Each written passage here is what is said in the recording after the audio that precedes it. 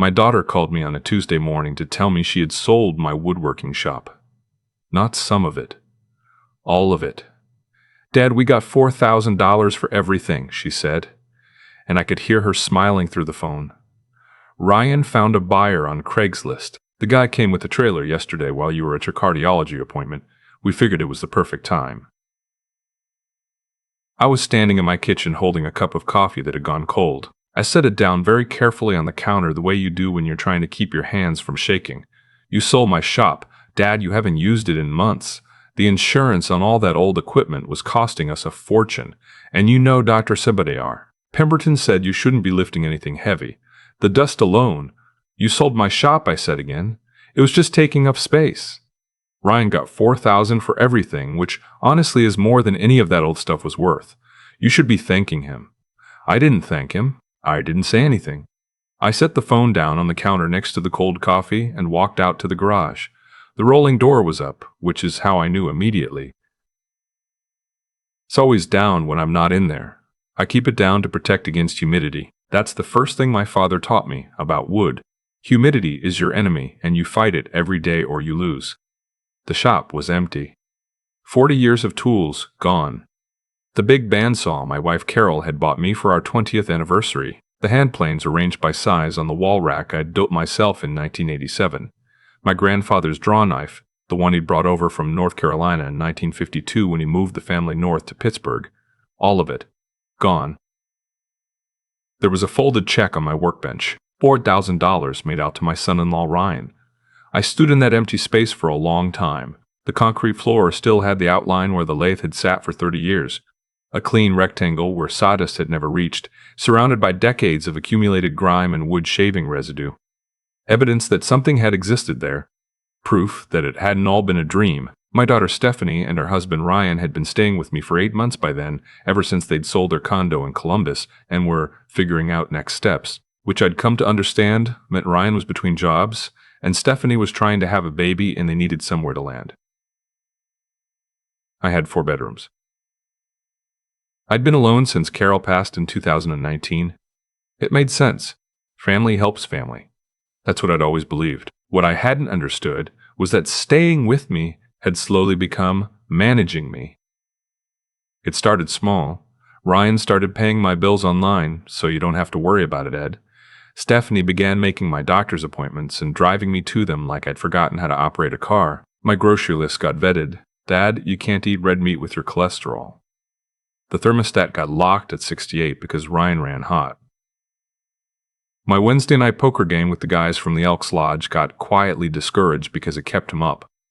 I'm 63 years old. I had a minor cardiac event in 2022, which required a stent. 1 stent.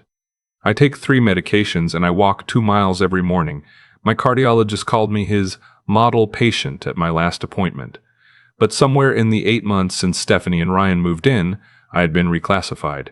I was no longer Ed Hargrove, retired master woodworker, 31-year member of the Pittsburgh Woodcraft Guild, a man who had built the cabinetry in over 200 homes in 3 counties. I was Dad with the heart thing, who needed to be protected from himself. The shop was the last thing that was still mine, and now it was gone. I went back inside and picked up the phone. Stephanie was still talking, and Ryan says we could convert the garage into a proper guest suite, which would actually add value to the house when I eventually what? Silence, Stephanie. When I eventually what? Dad, we're just thinking about the future, about making sure you're comfortable and taken care of. I was comfortable. In my shop.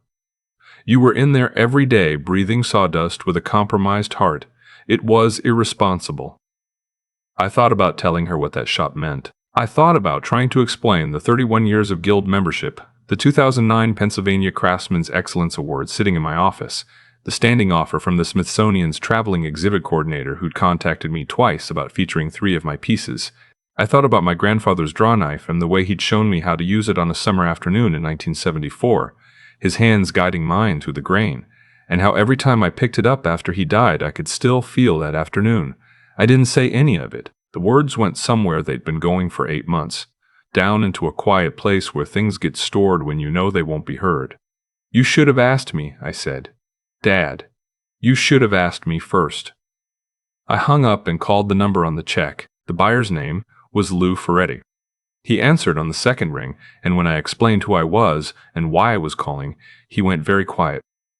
"Mr. Hargrove," he said finally, "I think there may have been a misunderstanding about this sale." "What kind of misunderstanding?" "Well, sir, when your son-in-law contacted me, he said the equipment was yours to sell. But when I was going through the inventory last night, I found some paperwork in a leather roll inside the old tool chest. Letters. Certificates. I wasn't sure what to make of them, so I actually reached out to a contact of mine at the Heinz History Center. He called me back this morning very excited and said I should not— his exact words were, I should not do anything with any of this until he'd had a chance to speak with you directly." My hand tightened on the phone. The leather roll. I knew exactly what was in it. I had put those papers in that tool chest myself in 1998 and forgotten about them completely until 2 years ago, when a researcher from the Smithsonian Institution's American History Division had written me a letter asking about my grandfather's tools. That correspondence had led me down a rabbit hole that had taken me 6 months to fully understand.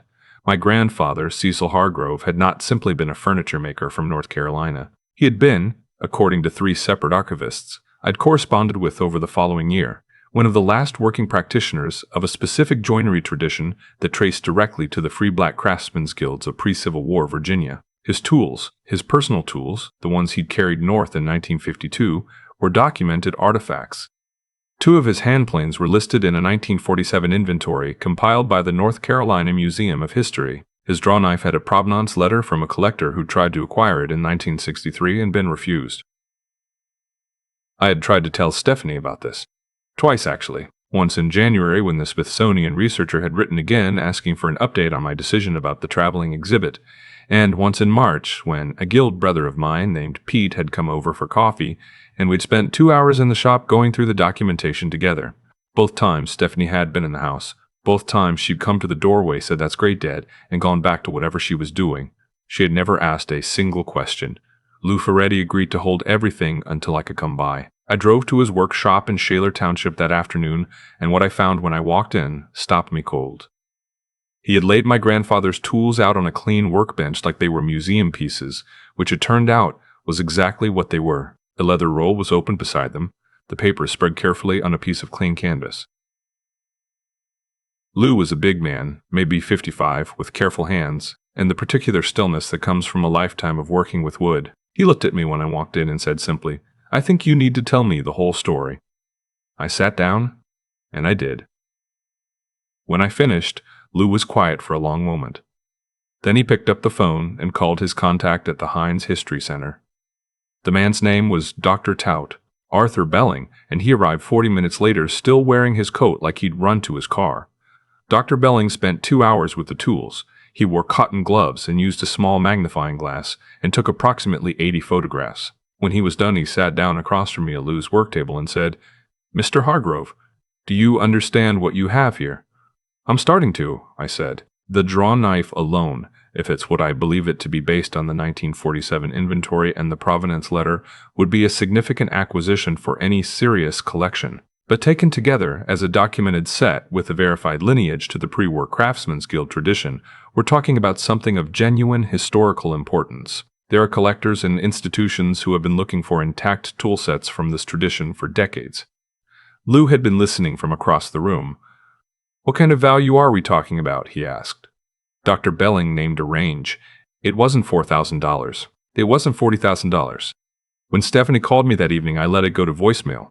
Then I listened to the message, which started with, "Dad, Ryan and I have been talking and we think you overreacted today." And I deleted it without finishing. I drove home in the dark and sat in the empty garage for a while, which sounds sad but wasn't particularly.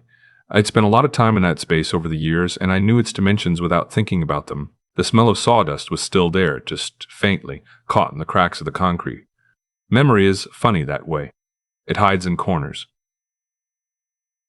The next morning, Dr. Belling called with a name, a private collector in Sewickley who had been quietly assembling one of the most significant collections of pre-war American craft tools in the country. His name was George Ashford, and according to Dr. Tester Belling, he had once paid $60,000 for a single set of chisels with documented Civil War-era provenance. George Ashford came to Lou's workshop that Thursday with 2 colleagues and a woman I eventually understood was his attorney. He shook my hand and said, "Your grandfather is mentioned in Carver's Index. I've been looking for his tools for 11 years. 11 years. I thought about Stephanie saying, "That's great, Dad," and turning back to her phone. George Ashford spent 4 hours with the tools. His colleagues, both conservators, examined every piece with an attention to detail that I recognized from my own best work. The kind of focus that only comes when you understand that what you're looking at matters. They were quiet and careful, and they asked me intelligent questions about my grandfather's working methods and the provenance documents in the 1947 inventory. They listened to every answer.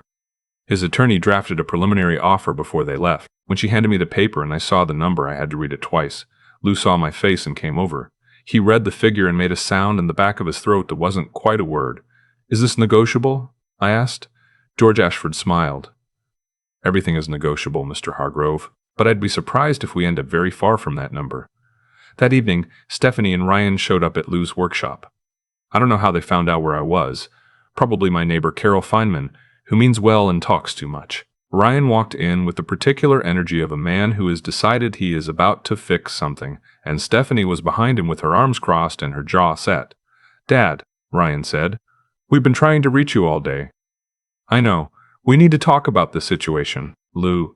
He nodded at Lou in a way that was meant to be dismissive. "Was not supposed to be holding these tools. The sale was final. If there are legal issues here, we need to get ahead of them." "The sale wasn't valid," I said. "You weren't authorized to sell my property. We live in your house. We've been managing your affairs for Ryan." I kept my voice very even. "You were not authorized. There's no document that gives you that authority. You sold property that wasn't yours to sell." His face did something complicated. "Stephanie handles she's your daughter. She was acting in your my best interest." I let that sit for a moment. My grandfather's draw knife was listed in the North Carolina Museum of History's 1947 inventory. The full set with documentation has been provisionally valued by a private collector at. I named the figure. Ryan went very still. Stephanie made a sound I'd never heard from her before.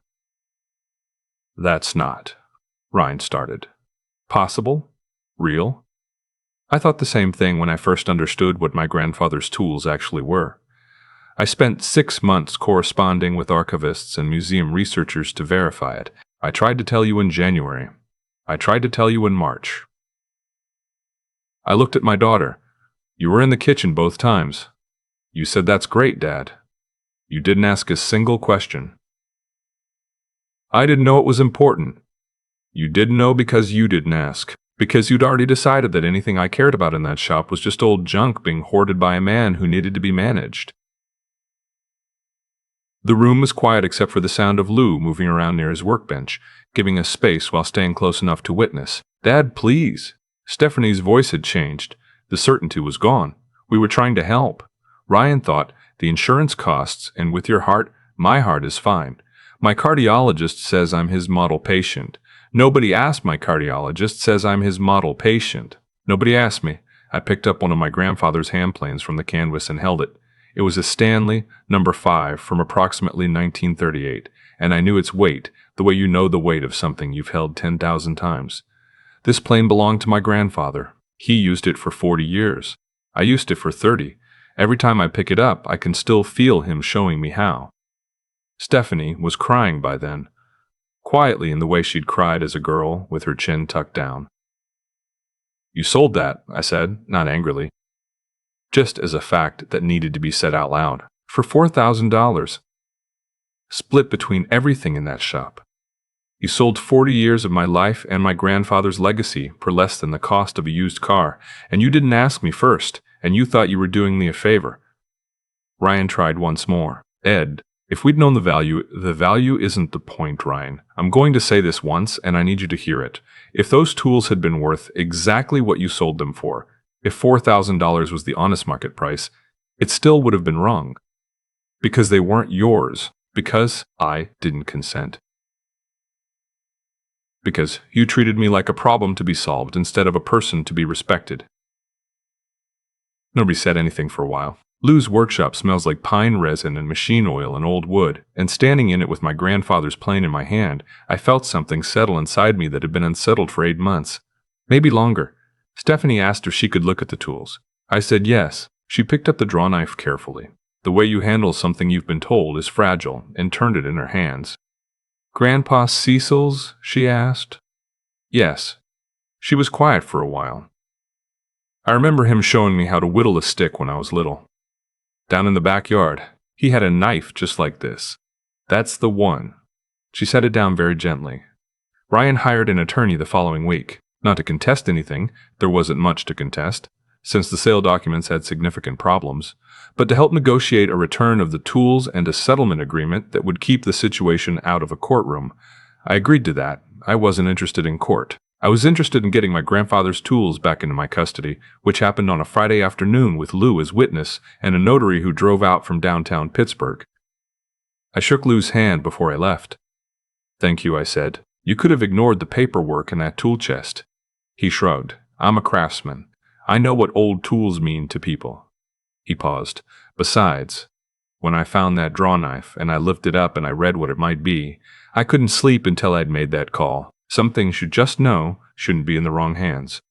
George Ashford and I continued our conversations. Eventually, I agreed to let 3 pieces from the collection, 2 of my grandfather's planes and 1 of his chisels, go on a 6-month loan to the Heinz History Center as part of an exhibit on African-American craft traditions in the mid-Atlantic states. The exhibit opened in November. My grandfather's name was on the wall beside the case. Cecil Hargrove, 1918-1991, Pittsburgh, by way of Piedmont, North Carolina. Master craftsman, keeper of a tradition. I drove downtown to see it on opening night with Pete from the Guild and his wife, and I stood in front of that case for a long time. Stephanie and Ryan moved out 2 months after the tools came home. It wasn't dramatic, we didn't fight about it, didn't say anything cutting. They found an apartment in Lawrenceville, which is a neighborhood that suits Ryan better anyway, full of young people and coffee shops, and the particular kind of optimism that comes from not yet having lost anything. Stephanie and I have dinner once a month. We talk differently now. She asks questions. Not always the right ones, but questions. That's something. The shop took 6 months to rebuild. I bought some of the equipment back. Lou helped me track down where it had gone, and 3 pieces came back to me. The rest I replaced slowly, carefully, the way you build anything that's meant to last. My Guild brothers helped. Pete showed up one Saturday with his truck and 2 other guys, and we spent the day getting the space right again. Somebody brought a case of Yingling, and we talked about wood and tools and old projects, and the particular satisfaction of making something by hand that will outlive you. George Ashford bought me lunch at a restaurant in Sewickley the following spring and told me he'd found a buyer for a piece of mine, a corner cabinet I'd made in 2003 from reclaimed chestnut that had been sitting in his gallery on consignment for 3 months. The number he quoted was more than I'd earned from any single piece in my career.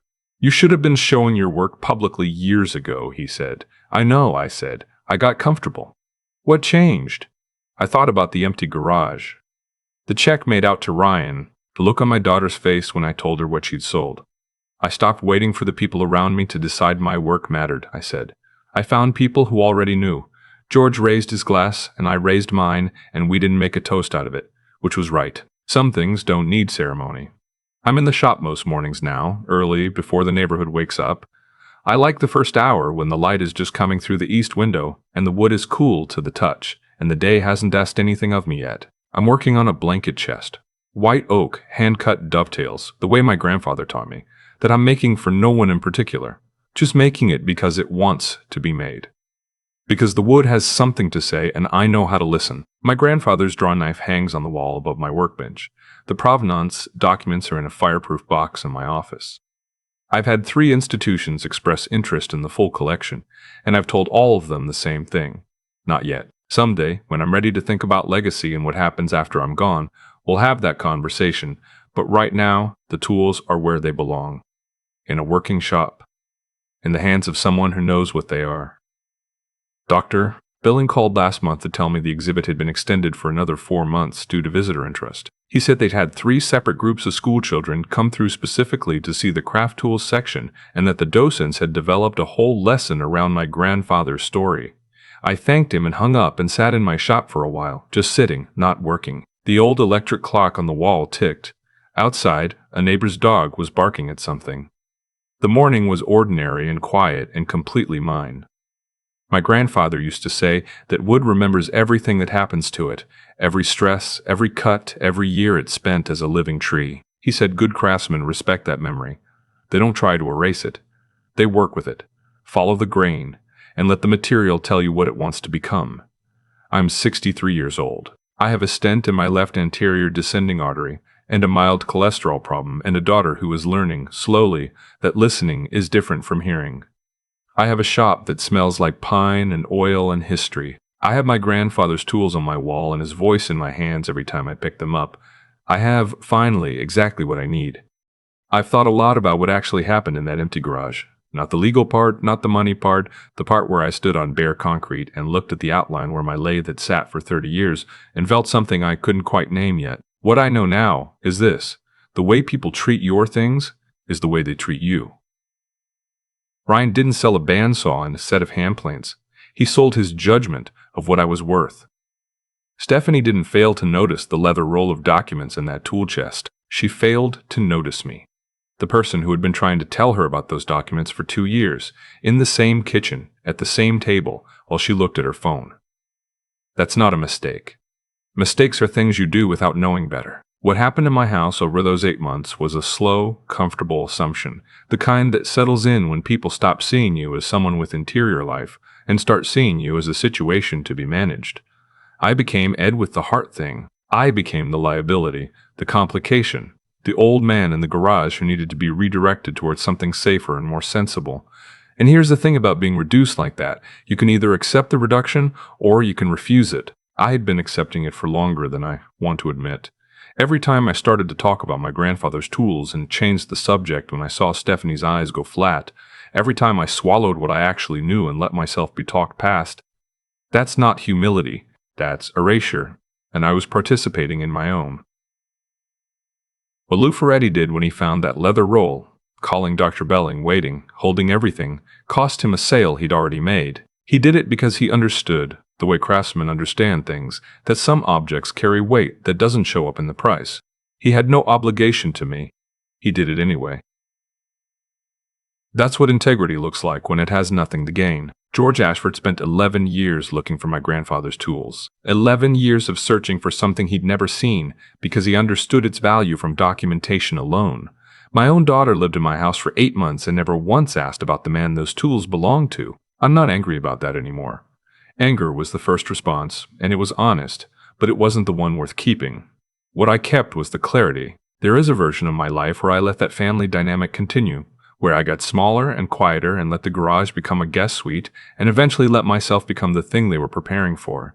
I almost lived that version. I was most of the way into it. What stopped it wasn't the money or the appraisal or the historian in his coat arriving with cotton gloves. What stopped it was standing in an empty room and deciding that the outline on the floor where my life's work had been was not acceptable. That simple. That hard. My grandfather carried those tools from North Carolina to Pittsburgh in 1952 with nothing but the knowledge of what they were and what they could do. He didn't wait for anyone to tell him his work mattered. He showed up and worked and let the objects speak for themselves across time, across states, across the decades, until a researcher in Washington found his name in an inventory and wrote me a letter. That's the inheritance I almost let Ryan sell for $4,000. Not the tools.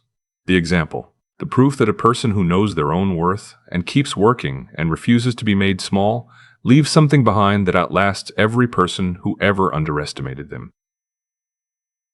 I think about that every morning when I walk into my shop and see the draw knife on the wall. I pick it up sometimes just to feel the weight of it. He knew what it was.